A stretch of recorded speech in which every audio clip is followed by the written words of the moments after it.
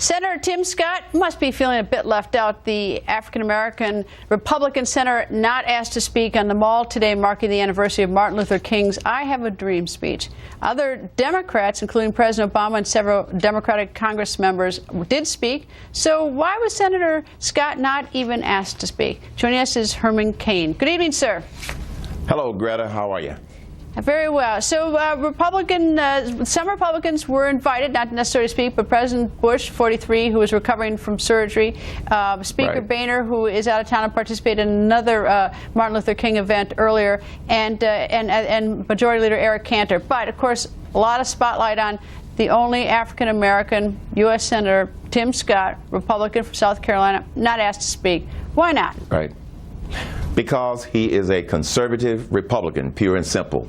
You would think that the only black senator in the United States Senator from South Carolina, one of the states that was the hotbed of segregation during the Civil Rights Movement, would have been invited. I know Senator Scott, and I know that he would have moved heaven and earth in order to be there if he were invited. The fact of the matter is, the entire commemoration had a very liberal flavor to it. That's why Senator Scott was not invited. Is there any chance it was just sort of like, look, sometimes things happen, there are oversights for whatever reasons, I've made blunders in myself, or was it a deliberate slight because of his politics? Greta, I believe it was a deliberate slight because of his politics.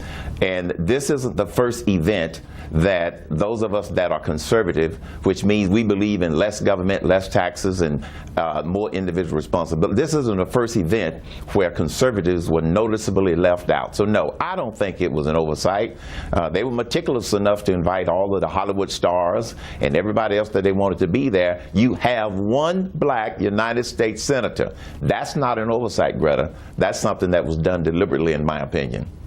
Well, Dr. Martin Luther King is very important to all Americans, to white Americans, and to conservative African Americans. So I'm curious, why? I know why he's important to me. I'm curious, why is he important to you as a conservative African American? Dr. King is important to me as a black American because I, along with millions of other black people, have been able to work and achieve our American dream on the shoulders of Dr. King and all of the other people that marched, all of the other people that sacrificed. That's what today's celebration was supposed to be about. Those of us that have now reached what he described as the promised land, but it didn't say that the promised land was going to be easy. So he's important to me because that entire civil rights movement did something in 1964 by way of the Civil Rights Act of 1964. It removed what I call the civil liberties no-fly zone. That's gone. We now have a responsibility to then take advantage of that by pursuing our dreams based upon what he talked about and ultimately what he died for, which was equal justice and treatment for all. That's what this commemoration, I believe, really should have been about. We have less than a minute left. I'm curious how you thought President Obama's speech, what you thought of it, whether it sort of met your expectations. No, it did not meet my expectations. Well, on the other hand, maybe it did, because I didn't have high expectations for President Obama's speech, to be perfectly honest with you.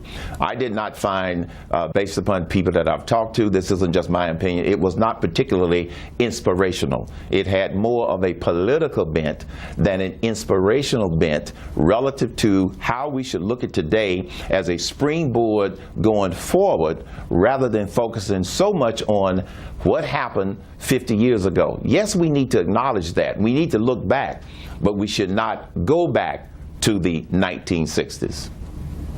Mr. Cain, thank you very much. Always nice to see you. Thank you, Greta. And now to tonight's hot button issue. Should Republicans